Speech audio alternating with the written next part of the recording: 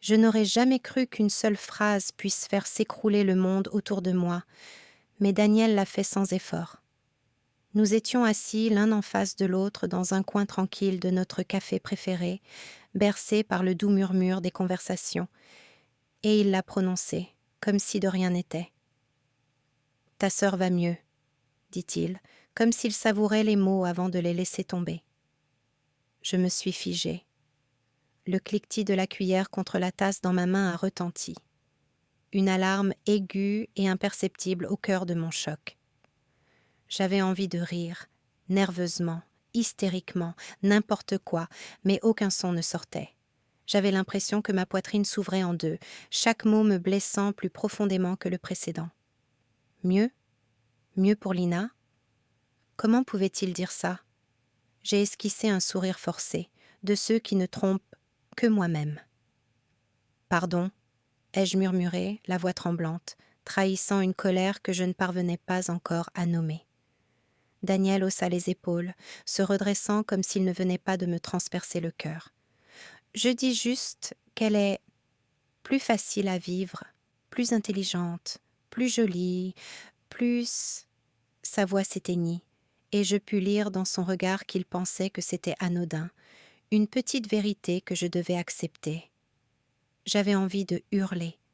J'avais envie de jeter la tasse à travers la table et de la voir se briser, de faire en sorte que le monde entier se sente aussi brisé que moi. Mais je ne l'ai pas fait.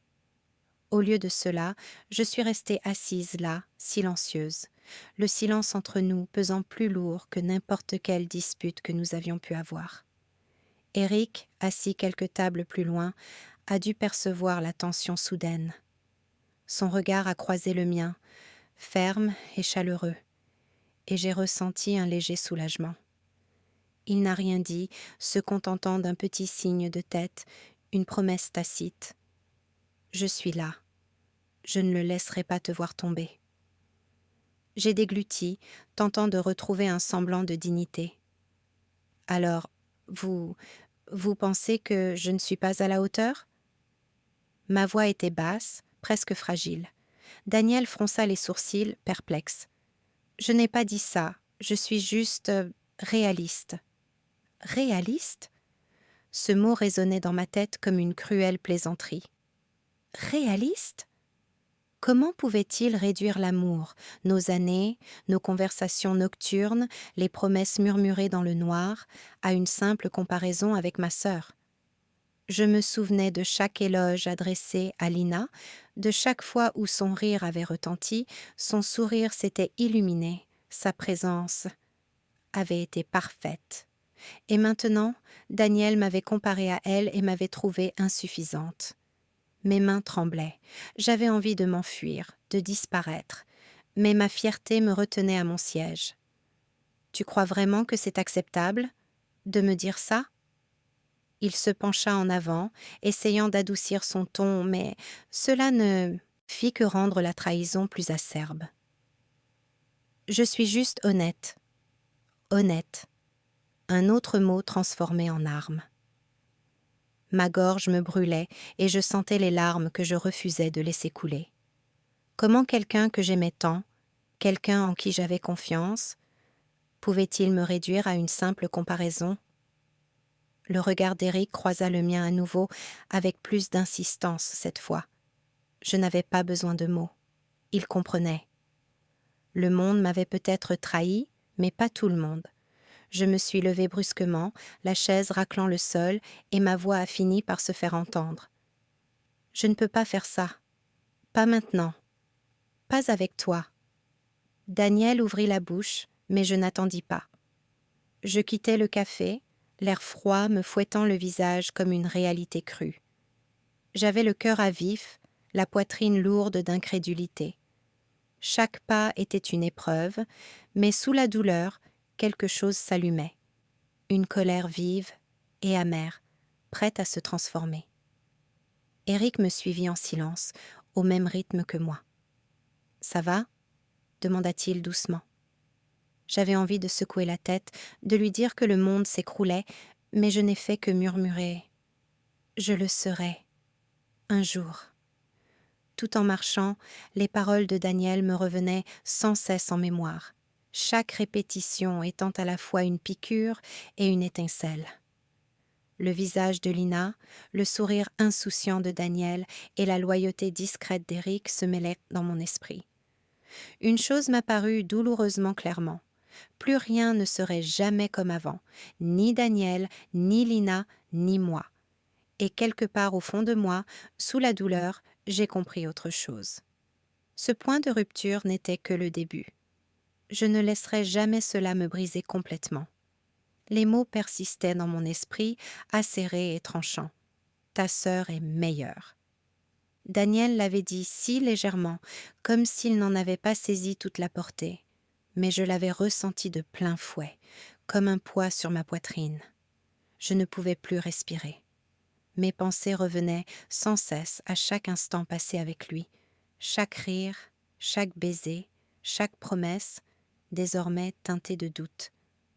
Tout cela n'était-il qu'un mensonge? N'étais-je rien de plus qu'un objet à ses yeux?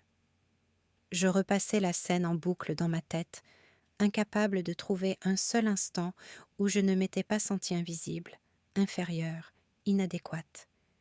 Et Lina, oh Lina! Son nom me tordait les entrailles.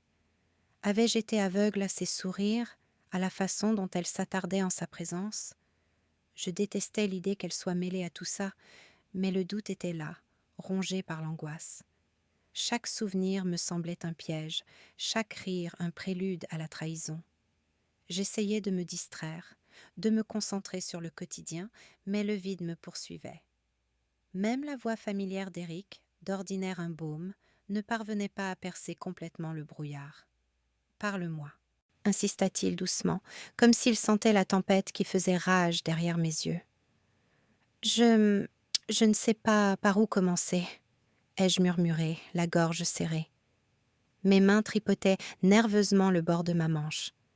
C'est comme si tout ce que je croyais savoir sur lui, sur nous, s'effondrait. Éric se pencha plus près, l'inquiétude se lisant sur son visage. « Commence par n'importe quoi, je t'écouterai. Ensuite, on trouvera une solution ensemble. » Alors je l'ai fait. Je lui ai tout raconté, non pas dans un ordre chronologique précis, mais par bribes de souvenirs, par éclairs de sourire, par remarques étranges, par regards en coin. J'ai évoqué des moments incohérents, des messages qui sonnaient faux, et la façon subtile dont l'attention de Daniel semblait se relâcher. Éric écoutait en silence, hochant la tête, posant parfois une question à voix basse pour m'en faire dire plus.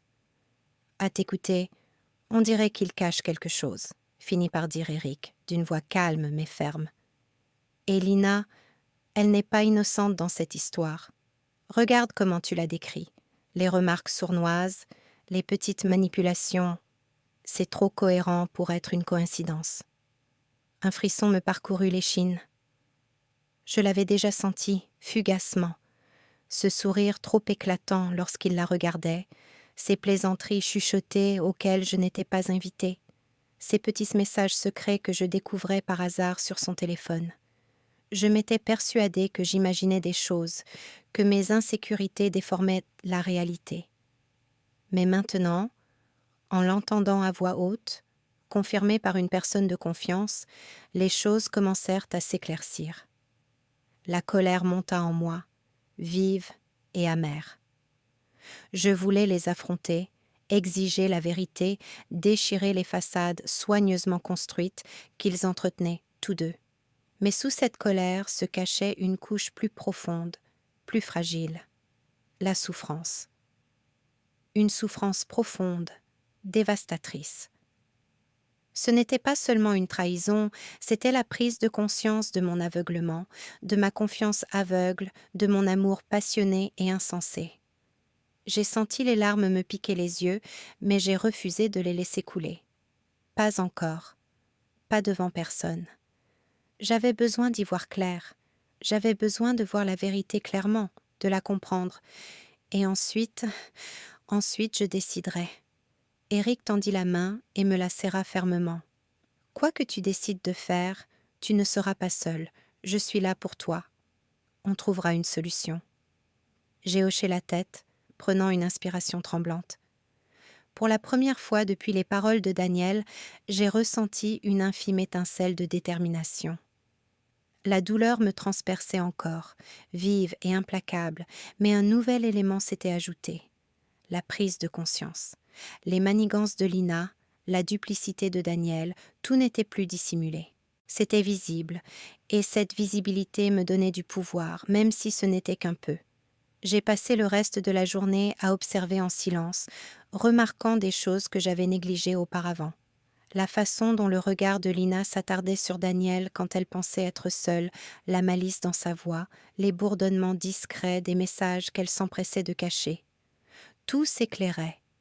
Le soir venu, mon état d'esprit avait légèrement évolué, passant de la douleur à une stratégie prudente. Je ne connaissais pas encore toute l'étendue de leur trahison, mais une chose était sûre. Je ne pouvais plus leur faire confiance aveuglément. Il me fallait un plan, un moyen de me protéger et peut-être, qui sait, une occasion de récupérer ce qu'ils m'avaient pu pris. La tempête qui faisait rage en moi n'était pas apaisée, mais ses contours s'aiguisaient. La douleur avait cédé la place à un but et j'étais prêt à voir la vérité telle qu'elle était réellement. Même de l'autre bout de la pièce, je le voyais. La facilité avec laquelle Daniel et Lina se faufilaient dans la foule, comme si le monde n'existait que pour leur divertissement. Daniel riait à une plaisanterie chuchotée par Lina, complètement absorbé, aveugle à tout le reste. Ma poitrine se serra, une douleur familière à laquelle je m'étais bien trop habituée, mais je me forçais à inspirer lentement et à expirer. « Patience », me répétais-je. « Observer, pas agir. » Je restais dans l'ombre, le murmure des conversations s'estompant en un faible murmure à mes oreilles. Le sourire de Lina était trop travaillé, trop précis, de ceux qui trahissent un secret bien gardé. Elle se pencha légèrement vers moi, sa main effleurant celle de Daniel, d'un geste à la fois désinvolte et délibéré. Daniel, toujours aussi insensible aux subtilités, rit de nouveau, et ce rire me transperça comme une écharde. Pourtant, je gardai mon calme, sirotant mon verre, saluant poliment les connaissances qui passaient. Personne ne se doutait de la tempête qui grondait dans mon regard. Dès leur troisième rencontre de la semaine, le schéma était indéniable. Les remarques désinvoltes de Daniel, insouciantes, taquines, mais toujours teintées d'une cruauté subtile, s'accordaient parfaitement avec les insinuations sournoises de Lina. J'ai surpris des bribes de conversation qui m'ont noué l'estomac. « Elle ne comprendra jamais », a murmuré Daniel un soir, un rire dans la voix, mais son regard trahissait son agacement. Lina a incliné la tête, hochant légèrement la tête pour paraître innocente. Mon esprit s'est emballé, reliant les points, reconstituant des moments que j'avais auparavant considérés comme de simples coïncidences. Éric m'avait prévenu. Sa voix, toujours aussi calme, résonnait encore dans ma mémoire. « Ne leur montrez pas que vous avez perdu vos moyens. Ils sont précis. La moindre erreur est un atout pour leur stratégie. » J'avais acquiescé d'un signe de tête, mais la vérité était plus difficile à accepter que je ne l'avais admis. Chaque démonstration publique, chaque remarque anodine, ajoutait une nouvelle couche à la toile qu'ils tissaient. Pourtant, cette prise de conscience n'apporta pas le désespoir, mais la lucidité. Je n'étais plus l'observateur naïf de leur manigance. J'étais devenu un stratège, analysant discrètement leurs mouvements, leur timing et leurs faiblesses. La rencontre au café a confirmé mes soupçons. Lina, assise en face de Daniel, tripotait sa tasse d'une manière qui trahissait son impatience, voire son anxiété. Deux sentiments sous-jacents, dangereux. Daniel, sans s'en rendre compte, plaisanta sur un souvenir commun qui, rétrospectivement, recelait une pointe d'amertume qui ne m'était destinée qu'à moi. Les strates de mensonges étaient complexes, presque belles dans leur construction, si tant est que la trahison puisse être belle. Je suis partie avant qu'il ne me remarque. Le cœur battant la chamade, mais l'esprit vif comme l'éclair. De retour dans mon appartement, je repassais en revue les conversations, les gestes, les rires. Chaque interaction ajoutait un fil à la tapisserie, que je commençais à démêler. Plus j'observais, plus je comprenais les règles de leur petit jeu, et plus je réalisais que la patience, l'intelligence et la retenue étaient mes armes. Tard dans la nuit, Eric a appelé. Sa voix était prudente, inquiète. « Tu es sûre que ça ne te dérange pas de regarder tout ça ?» « Je n'ai pas le choix, » dis-je, en m'efforçant de garder mon calme. Chacun de leurs mouvements m'apprend quelque chose. Je dois tout voir, Eric. Alors, le moment venu... Ma voix s'éteignit, inaudible mais claire. Il soupira, mais je perçus son approbation. Il comprenait qu'il ne s'agissait pas d'une vengeance immédiate, mais de préparation. La précision primait sur la passion, l'observation sur la réaction. Après avoir raccroché, j'éprouvais un étrange mélange d'épuisement et d'exaltation. Je marchais sur un fil, luttant pour garder mon calme face à une colère grandissante. Mais la colère seule ne suffirait pas, il me fallait être plus malin. Chaque sourire en coin, chaque remarque imprudente, chaque secret chuchoté était un indice. Ils se croyaient intouchables, tissant leur toile d'influence et de mensonges. Mais je commençais à en voir les bords s'effilocher, ses points faibles, et le jour viendrait où leur construction méticuleuse s'effondrerait. Et quand ce jour arriverait, je serais prêt.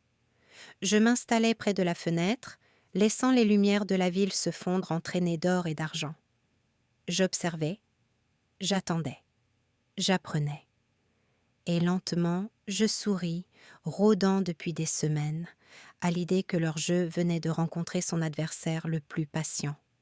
L'événement privé devait être une simple réunion, un mélange élégant de rires discrets, de versets qui s'entrechoquent et de conversations polies, mais dès mon arrivée, j'ai senti l'atmosphère se charger d'une tension presque électrique. Daniel et Lina étaient déjà là, se mêlant aux invités avec un charme étudié, arborant leurs masques comme des rois. Du moins, c'est ce qu'ils croyaient. Ils ne m'ont pas remarqué tout de suite. Daniel a ri un peu trop fort à une remarque sournoise de Lina, et elle, en retour, a effleuré son bras de sa main avec cette nonchalance calculée qui me faisait toujours grincer des dents. Leurs sourires étaient parfaits, impeccables sous la lumière crue des lustres, mais leurs yeux pétillaient de secrets, de petites étincelles que j'avais appris à reconnaître. Je me suis postée près du coin, un verre d'eau à la main, feignant d'être absorbée par la foule, tandis que mon esprit s'aiguisait comme une lame. Et puis, je l'ai entendu. Lina, parlant doucement à un ami de Daniel, a prononcé des mots qui m'ont glacé le sang. Il n'en a aucune idée. Il me fait vraiment confiance. Tout se déroule à merveille. Daniel, avec un rire condescendant, ajouta « Elle croit tout ce que je lui dis. Honnêtement, c'est presque trop facile. » Mon pouls s'est accéléré. Ils n'étaient même pas simplement négligents. Ils agissaient délibérément. Chaque mot, chaque geste était un acte calculé, destiné à manipuler, humilier et tromper. Et ils pensaient que j'étais aveugle. Je gardais mes distances, écoutant, observant. Chaque rire forcé, chaque compliment échangé n'était qu'un mensonge enrobé de miel. Je les regardais parcourir la salle, charmants sans effort, répandant de fausses histoires, tissant leur toile de tromperie. Mais cette fois, je n'étais pas une mouche prise au piège. J'étais l'observatrice, silencieuse, invisible et de plus en plus furieuse. Je me suis approchée discrètement, feignant d'examiner un assortiment de hors-d'œuvre, et j'ai croisé le regard de Daniel. Il y avait de nouveau cette arrogance désinvolte, celle qui laissait entendre qu'il était maître des lieux, de la soirée, et peut-être même de moi. Il a fait un clin d'œil à Lina, un geste destiné à m'exclure, et j'ai ressenti une piqûre familière. Mais ce n'était pas la vieille piqûre de la trahison, c'était une étincelle, la prise de conscience que je n'étais plus impuissante. Entre rires et bavardages, j'ai surpris des bribes de leur manigance. Lina a mentionné le nom d'Éric négligemment, comme s'il était insignifiant. Il est toujours là, mais il ne voit rien, pathétique. Daniel rit, d'un rire strident et cruel. Mes doigts se crispèrent sur le bord de mon verre. Il l'avait sous-estimé, lui et moi. J'ai laissé l'instant s'éterniser, savourant chaque mot, mémorisant nom, date, phrase, comme les pièces d'un puzzle que j'assemblais lentement. Des preuves, des éléments de preuve. De quoi alimenter les contes. J'en aurai besoin plus tard. Pas maintenant, pas ce soir. Ce soir était consacré à l'observation, à comprendre l'étendue de leur duplicité. Eric apparut à mes côtés, silencieux comme toujours, comme s'il avait su que j'aurais besoin de lui. Il hocha légèrement la tête, les yeux emplis d'inquiétude et d'admiration. « Prudence, murmura-t-il. Mais tu as raison, c'est cette nuit qu'ils révéleront leur véritable identité. » J'ai hoché la tête, ma résolution se renforçant. Je ne précipiterai rien, je ne ferai pas de scandale. Ma vengeance n'avait pas besoin d'être immédiate, elle devait être parfaite. Chaque mensonge qu'ils avaient mis à nu ce soir serait conservé, répertorié et utilisé. Je serais réfléchie, patiente, stratégique. Et pour la première fois depuis longtemps, j'ai ressenti de la force au lieu de la douleur. La nuit se prolongea et ils ne relâchèrent pas moi rien. Daniel complimenta un ami commun d'un ton si manifestement faux que c'en était pénible à entendre. Lina se pencha pour lui murmurer quelque chose qui le fit sourire en coin et hocher la tête en signe d'approbation. J'imaginais que c'était un plan, une autre manipulation que je ne parvenais pas encore à déchiffrer, et je réalisais quelque chose de terriblement libérateur. Ils étaient prévisibles. L'arrogance rend les gens prévisibles. Je me suis permis un sourire discret, une petite victoire intérieure. Pendant des années, j'avais été aveugle, naïve et manipulée, mais ce soir, j'ai vu clair. Leurs masques tombaient, leurs illusions soigneusement construites se dévoilaient à quiconque voulait bien y prêter attention. Et j'y prêtais attention. À la fin de la soirée, j'en avais assez. Des aveux chuchotés, des regards révélateurs et suffisamment de preuves subtiles pour rappeler la vérité à quiconque doutait de moi. La cruauté de Lina et Daniel, leur arrogance, leurs mensonges, ils ne resteraient-ils pas impunis éternellement? Et je m'en assurerai. En quittant la réunion, Eric à mes côtés, j'inspirais profondément, savourant l'air frais de la nuit. Je me sentais légère, libre, affranchie des chaînes émotionnelles qui m'avaient si longtemps retenue. Le chemin à parcourir serait semé d'embûches et la route dangereuse, mais je n'en avais plus peur. La nuit m'avait révélé leur véritable nature, et dans cette clarté, j'avais trouvé ma raison d'être. Je ne suis plus leur pion, je ne suis plus leur victime. Ce soir, je suis devenue tout autre chose. Patiente, observatrice, calculatrice, et enfin, prête. La pièce vibrait d'une énergie que seule une annonce minutieusement préparée pouvait susciter. Des ballons flottaient paresseusement au-dessus de lustres étincelants, et chaque recoin résonnait de rires qui semblaient se répercuter sur le sol en marbre poli.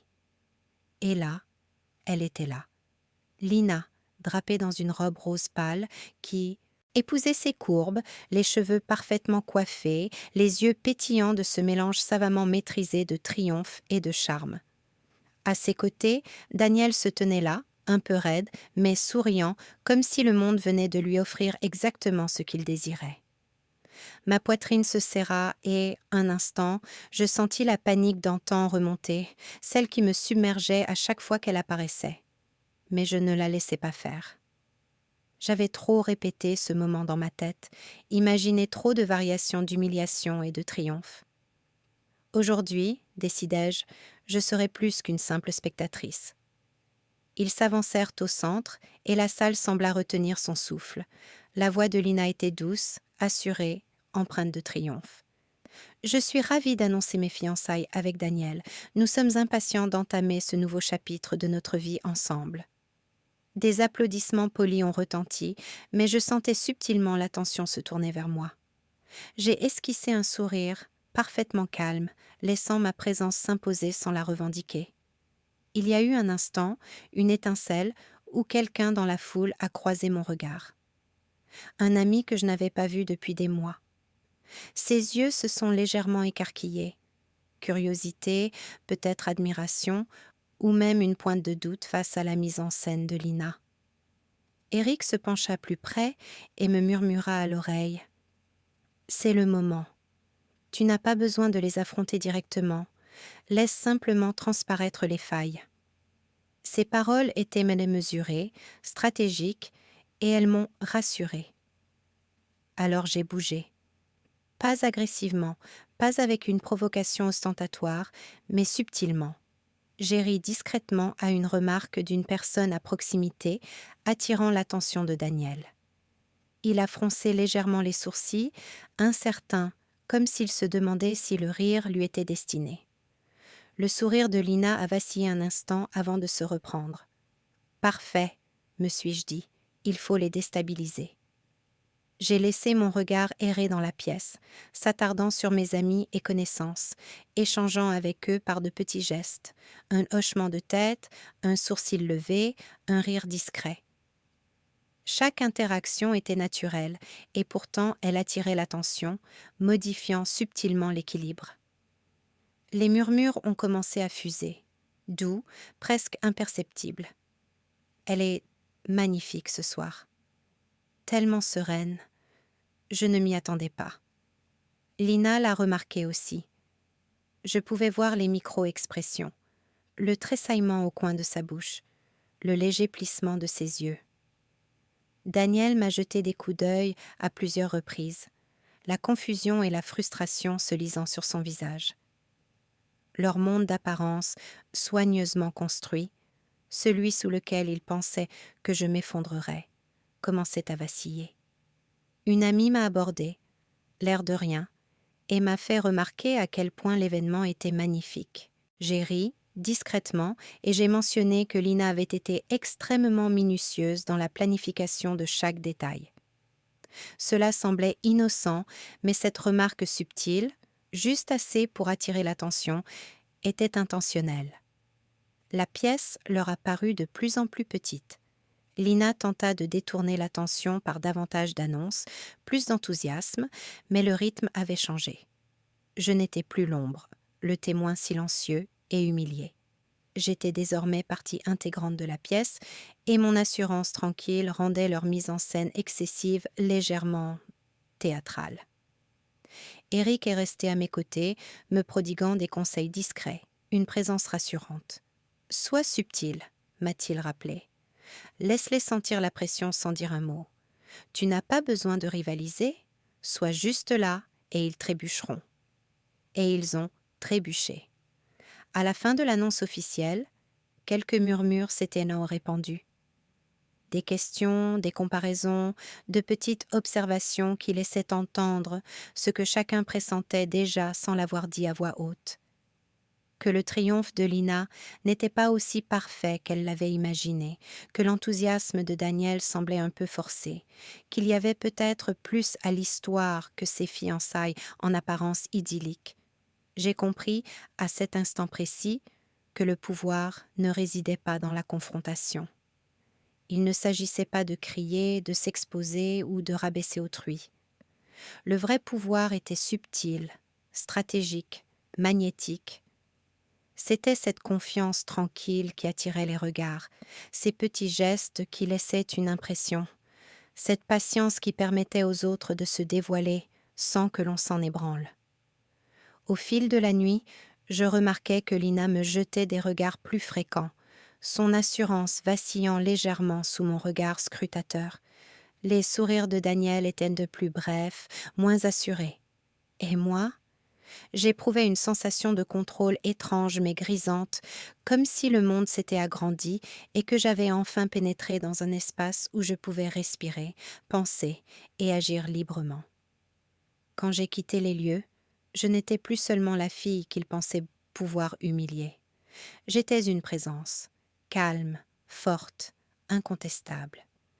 Et ce soir-là, le monde m'a vue, moi, et non Lina ou Daniel.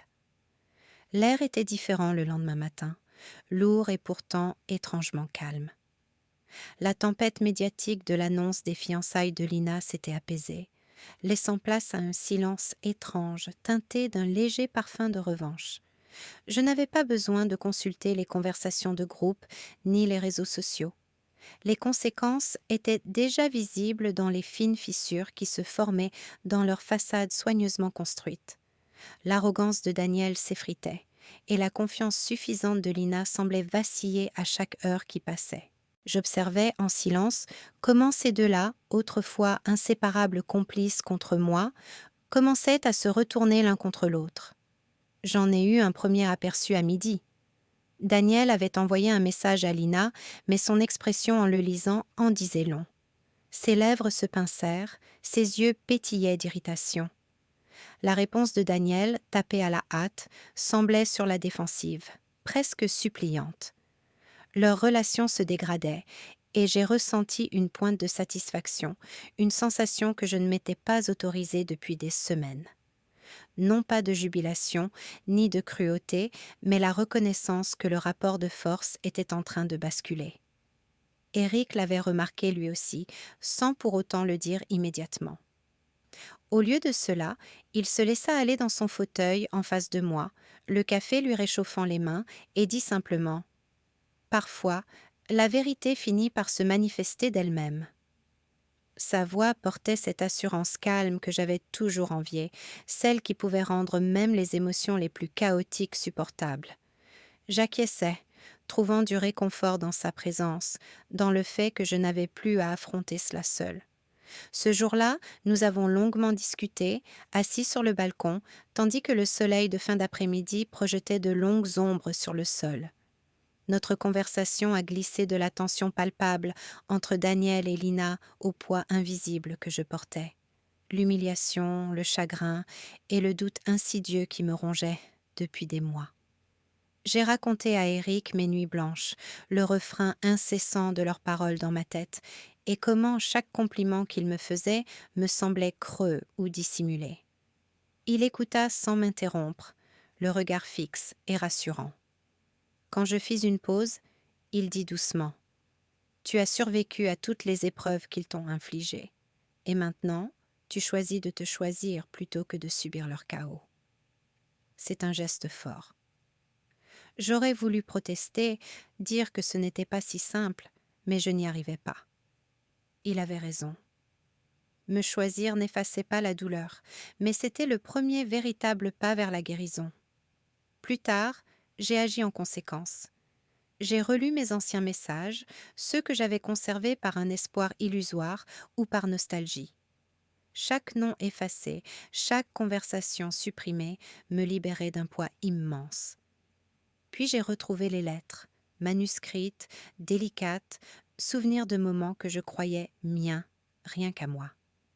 J'ai allumé une allumette, observant les flammes consumer le papier un à un, la fumée s'élevant dans l'air silencieux. À chaque étincelle, je sentais un infime fragment du passé se dissoudre. Le geste était symbolique, certes, mais son effet était indéniable. C'était le souffle silencieux de quelqu'un qui se reprenait en main. Éric se tenait à mes côtés, silencieux et respectueux, sans m'interrompre ni s'imposer. Lorsque la dernière lettre brûla, je me tournai vers lui, laissant échapper un petit sourire sincère. « C'est fini », dis-je, sans m'adresser à personne en particulier.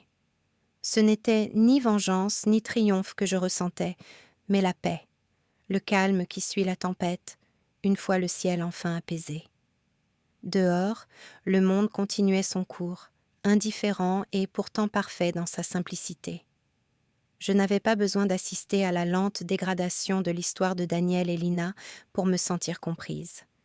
Il me suffisait de voir mon propre reflet dans le miroir, serein et serein, celui de quelqu'un qui avait enduré, survécu et choisi de rester fidèle à elle-même. Pour la première fois depuis longtemps, je me suis autorisée à m'asseoir en silence, non pas vide, ni anxieuse, mais calme, emplie du pouls régulier du renouveau.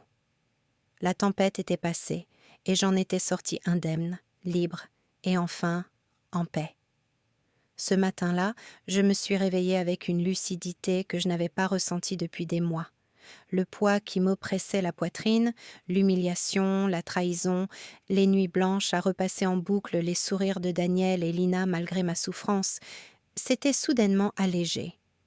Non pas disparu, mais transformé. J'ai compris quelque chose.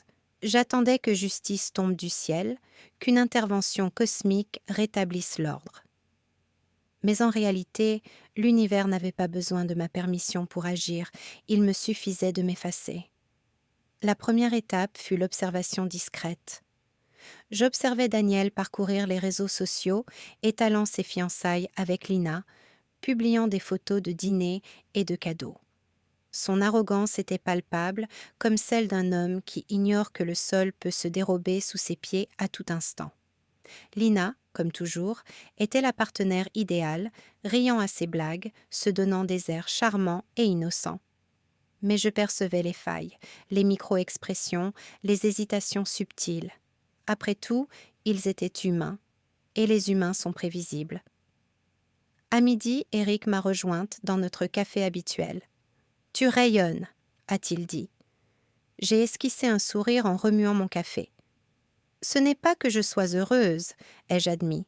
« C'est que j'en ai fini de me sentir impuissante. » Il hocha la tête d'un air entendu.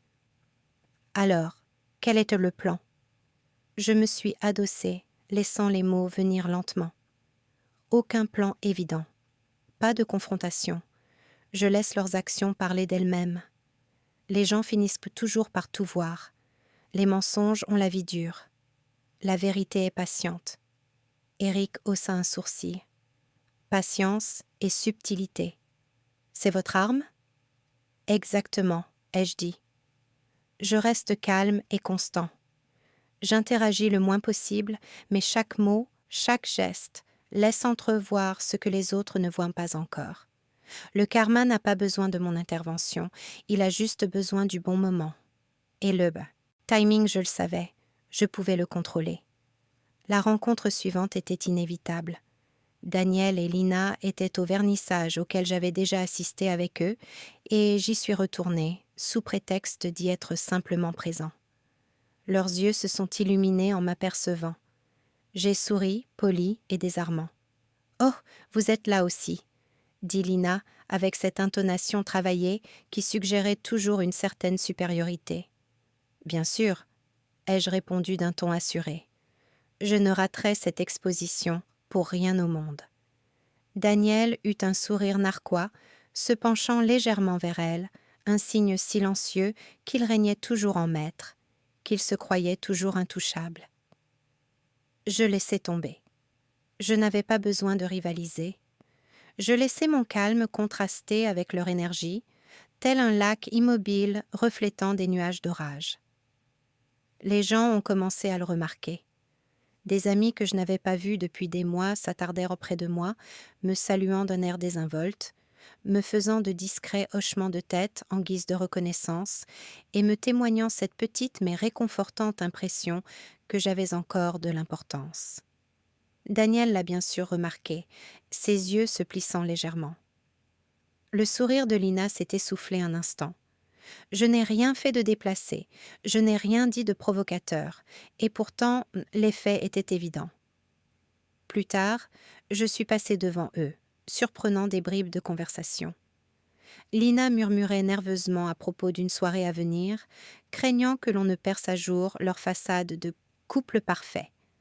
Daniel, d'ordinaire si sûr de lui, répondit par un rire forcé. Un frisson me parcourut, c'était le germe du bouleversement, ténu mais indéniable. Je ne l'avais pas semé, je ne l'avais pas forcé, j'avais simplement laissé la réalité suivre son cours. Le soir, je me suis assise seule, repassant en revue toutes les informations. Mes mains tremblaient légèrement, non pas de peur, mais sous l'effet de l'adrénaline liée à la reprise en main de mes décisions.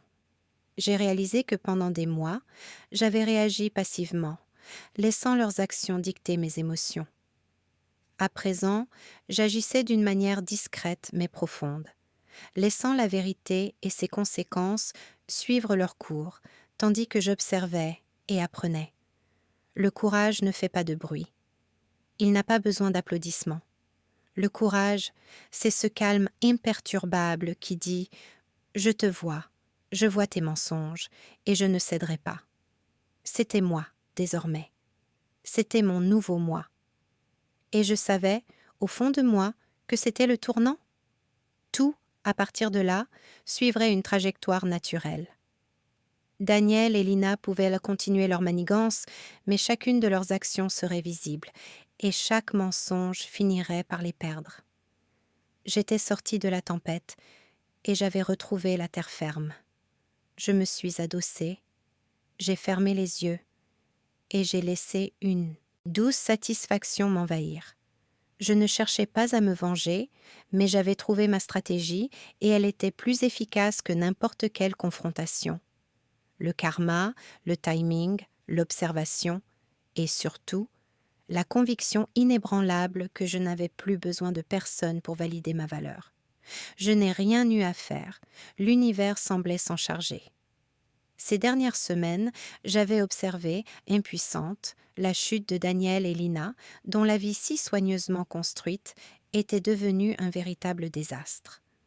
Le couple qui affichait jadis son bonheur comme un trophée subissait désormais les conséquences lentes et douloureuses de ses propres choix, et c'était étrangement satisfaisant. Tout a commencé avec Daniel. Ses collègues chuchotaient dans son dos au travail, colportant des histoires sur ses décisions irréfléchies et ses promesses vaines. Les rumeurs qu'on aurait pu ignorer autrefois lui collaient désormais à la peau. Je l'ai aperçu un après-midi, à la cantine, assis seul dans un coin, un sandwich à moitié mangé abandonné devant lui. Son sourire habituel, si confiant, avait disparu, remplacé par une moue crispée, ses yeux fuyant nerveusement au passage de quelqu'un. Je n'ai pu m'empêcher d'éprouver une pointe de satisfaction sans aucune méchanceté. Plutôt une reconnaissance silencieuse. Les actes ont des conséquences. La chute de Lina fut plus insidieuse, mais tout aussi fatale. Les invitations aux fêtes et aux réunions se firent peu à peu plus rares. Les amis qu'elle avait manipulés pendant des années lui tournèrent le dos, réalisant le fossé entre son charme et sa véritable nature. Lors d'un brunch auquel j'assistais par hasard, je la vis s'approcher d'un groupe de femmes qui avaient jadis ri à ses blagues pour n'obtenir en retour que des hochements de tête polis et une attitude d'évitement à peine voilée. Elle tenta de masquer sa gêne par un rire forcé, mais je pouvais lire dans ses yeux la douleur de la solitude. Et pourtant, en les observant, je n'éprouvais aucune amertume jubilatoire. J'avais déjà emprunté ce chemin de l'humiliation et j'en connaissais le poids. Voir le karma agir en silence m'emplit d'une étrange lucidité morale. Je compris que j'avais mûri, non par vengeance, mais par maîtrise de soi. Je n'avais pas besoin d'orchestrer leur chute. Il me suffisait de survivre, de m'élever au-dessus de la mesquine cruauté qu'ils m'avaient infligée. Ce soir-là, Eric appela, la voix teintée d'amusement. « Tu as vu les infos ? Daniel a encore fait une gaffe, un autre lapsus public. Et Lina, on dirait que son soi-disant cercle exclusif n'est plus si exclusif que ça. » J'ai souri, me laissant aller contre le canapé. « J'en ai assez vu, ai-je répondu doucement. C'est comme voir les ombres se rétrécir à la lumière du soleil. Elles finissent par se voir telles qu'elles sont. »« Ça fait du bien, hein ?» demanda Eric. « Pas vraiment, c'est nécessaire, l'ai-je corrigé.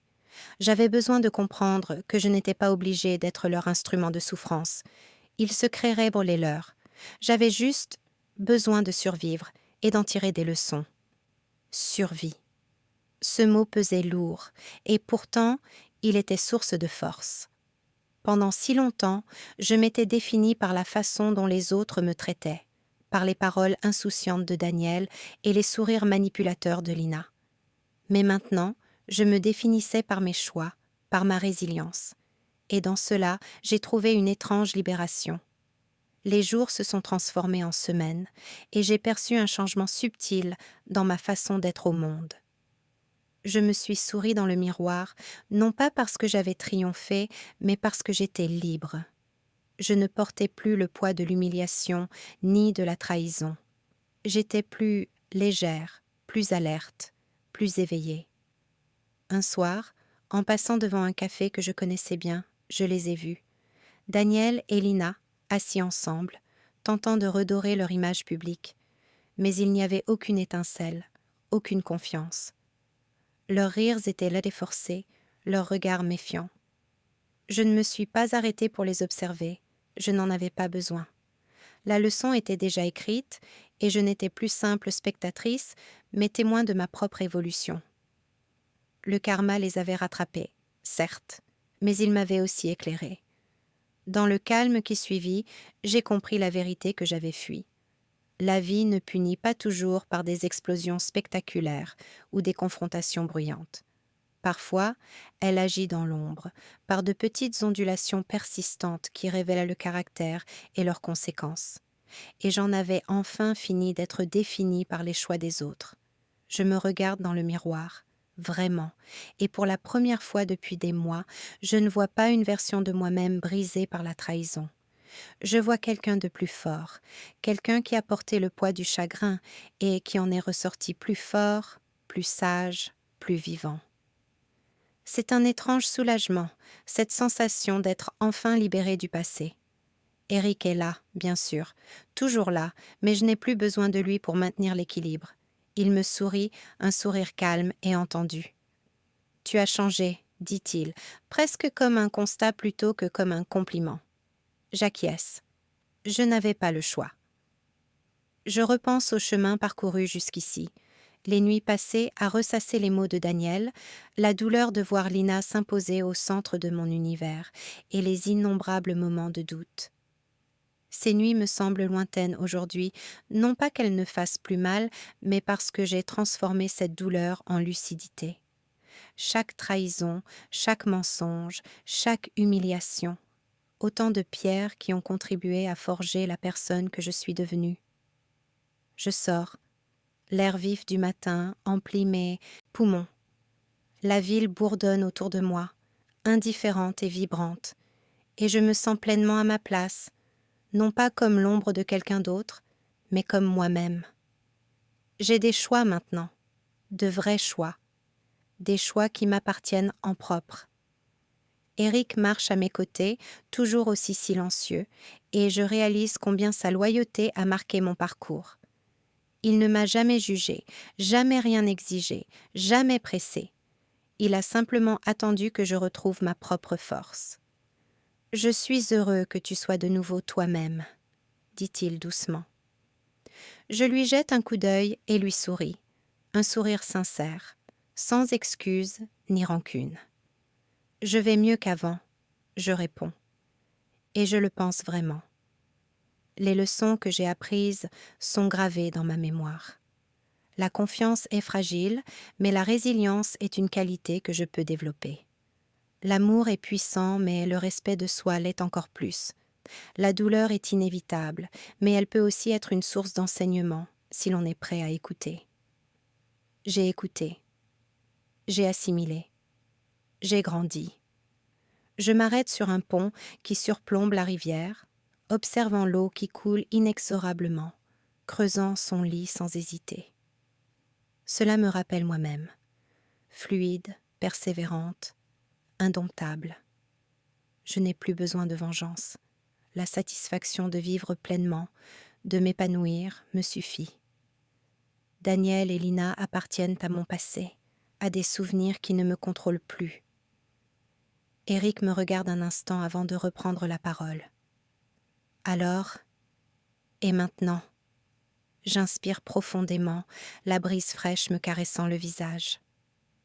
Ensuite, dis-je lentement, c'est tout ce que je choisis, tout ce que je veux. Et cette fois, c'est moi qui décide. Ces mots sont puissants. Ni arrogance, ni amertume, juste une autorité sereine sur ma propre vie. J'ai appris que renaître, ce n'est pas effacer le passé. C'est l'intégrer, le comprendre et refuser qu'il me définisse. Je suis la somme de mes expériences, mais je n'en suis pas l'esclave. Nous avançons en silence, légers et apaisés. Je remarque maintenant les petits détails, les reflets du soleil sur les toits, les rires d'inconnus à la terrasse d'un café, le rythme de mon propre cœur. Et je ressens de la gratitude d'être là, pleinement présente. La vie n'est pas parfaite, mais la perfection n'a jamais été le but. La force, la lucidité et la liberté de choix, voilà la perfection. Eric me regarde à nouveau et j'y vois de la fierté, mais aussi du soulagement. Peut-être sait-il que mon parcours n'a jamais été qu'une simple guérison, mais une véritable transformation. Et cette transformation est désormais achevée. Je m'arrête un instant, je ferme les yeux et je laisse les souvenirs m'envahir, non pas pour m'y noyer, mais pour prendre conscience du chemin parcouru. La peur, le doute, le chagrin, autant de fils tissés dans une tapisserie que je porte avec une dignité sereine. Quand j'ouvre les yeux, le monde me paraît plus lumineux, plus net et m'appartient. J'avance pleinement, sans hésiter, sans me retourner. Je ne suis plus la fille brisée par la comparaison, par la trahison, par les mensonges. Je suis moi-même, forte, lucide et renaissante. Et pour la première fois depuis longtemps, je me sens en paix. Le téléphone pesait lourd, dans ma main, témoin silencieux de tout ce que j'avais enduré. Je fixais l'écran, le dernier message de Daniel, le dernier lien qui me rattachait au chaos des derniers mois. Une partie de moi avait envie de le relire, de revivre la colère, la trahison, le chagrin, mais je ne l'ai pas fait. Je n'en avais pas besoin. Après une lente expiration, j'ai appuyé sur Supprimer. L'écran s'est éteint et un léger soulagement inattendu s'est dissipé de ma poitrine. Rien de spectaculaire. Pas de feu d'artifice, pas de cris, pas d'aveu de dernière minute, pas d'excuses. Juste le silence. Et dans ce silence, j'ai ressenti une clarté insoupçonnée. J'ai jeté un coup d'œil autour de mon appartement, remarquant la lumière du soleil qui filtrait à travers les rideaux, les particules de poussière dansant paresseusement dans la chaleur. Tout me paraissait plus net, plus lumineux, comme si le monde lui-même percevait le changement qui s'opérait en moi. Pour la première fois depuis longtemps, je me sentais libérée des attentes, des mensonges et des manipulations qui m'avaient jadis tenue captive. La voix d'Éric, calme et posée, interrompit ma rêverie. « Ça va ?» J'ai esquissé un sourire sincère, sans artifice ni hypocrisie. « Oui, je crois... Enfin, oui. » Il hocha la tête, un petit sourire entendu se dessinant au coin de ses lèvres. « Tu l'as mérité, tu as surmonté tant d'épreuves, et tu en es ressorti plus fort. » J'ai laissé les mots résonner en moi. Plus forte, ni amère, ni brisée, ni désespérée, mais plus forte. Le feu qui m'avait consumée après la trahison de Daniel, la tempête de colère et de chagrin, s'était apaisé, laissant place à une force tranquille, mais inébranlable. Une vie reconstruite selon mes propres termes. Il n'y avait plus besoin de confrontation. Lina et Daniel assumeraient les conséquences de leurs actes, chacun à sa manière. J'en avais déjà entrevu des signes, de subtiles fissures dans leur vie si soigneusement construite, des murmures de regret et d'humiliation qui reflétaient la douleur qu'ils avaient infligée. Le karma, je le compris, n'avait pas besoin de mon intervention. Il agissait à son propre rythme et j'étais libérée du poids de le rechercher. Je me suis approchée de la fenêtre et j'ai ouvert grand les rideaux, laissant entrer la lumière. J'ai ressenti une forme de cérémonie dans cette simplicité, cet acte de m'ouvrir au monde, à la possibilité d'un bonheur libéré des ombres du passé. C'était un geste symbolique, certes, mais aussi un geste concret. Unki, lâcher prise. Mon téléphone vibra de nouveau, mais cette fois, c'était différent. Ni Daniel, ni Lina, ni personne ayant semé la zizanie dans ma vie.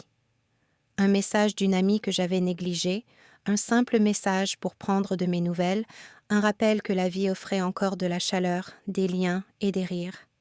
Je souris, envahie par une vague de gratitude.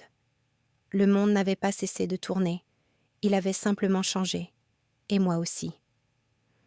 Je me suis installée avec une tasse de thé, la vapeur m'enveloppant, et je me suis accordé un instant de calme et de réflexion. Je me suis souvenu de la douleur, de l'humiliation, des nuits blanches emplies de questions et de doutes. Mais à présent, ces souvenirs n'étaient plus des chaînes.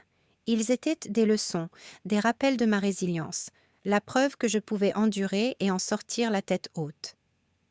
J'ai repensé à Eric, à son soutien indéfectible, et j'ai compris que la confiance pouvait renaître, avec précaution, avec détermination. Mais même sans personne d'autre, j'étais entière. Je n'avais besoin ni de validation, ni de vengeance. Je n'avais besoin ni de reconnaissance, ni d'excuses. Je n'avais besoin que de moi-même. Le soleil montait dans le ciel et je me suis levée pour m'étirer, ressentant une énergie que je n'avais pas éprouvée depuis des mois. La vie m'attendait, pleine de choix et de possibilités, et j'étais bien décidée à l'embrasser pleinement. Le passé n'était plus une ombre sur moi, mais un fondement. Je suis sortie, respirant l'air vif, et j'ai senti le monde sous mes pieds. Chaque pas était réfléchi, témoignant de la personne que j'étais devenue. Je ne portais ni colère, ni amertume, seulement la joie tranquille de la liberté et la force des leçons apprises. Daniel et Lina étaient derrière moi, vestiges d'un chapitre que j'avais surmonté. Et devant moi s'étendait tout ce que je devais encore vivre, la sérénité, la force et l'absence de peur. Pour la première fois depuis une éternité, j'ai souri sans hésiter. J'avais tourné la page. J'étais en paix. Et surtout, j'avais choisi ma vie.